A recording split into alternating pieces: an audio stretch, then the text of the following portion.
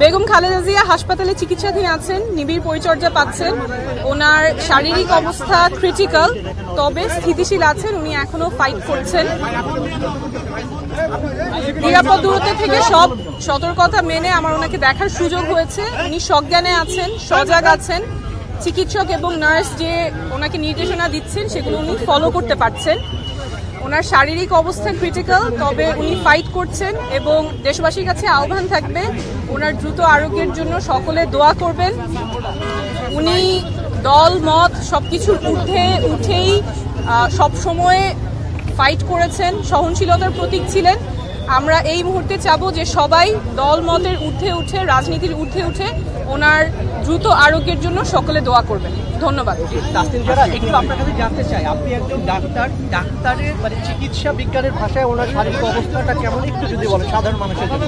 ওনার শারীরিক অবস্থা ক্রিটিক্যাল, উনি নিবিড় পরিচর্যা পাচ্ছেন, অ্যাডভান্স ট্রিটমেন্ট পাচ্ছেন। তবে ওনার অবস্থা স্থিতিশীল আছে, ক্রিটিক্যাল কিন্তু স্থিতিশীল, এবং চিকিৎসা চলছে। সকলের কাছে দোয়ার আবেদন থাকবে।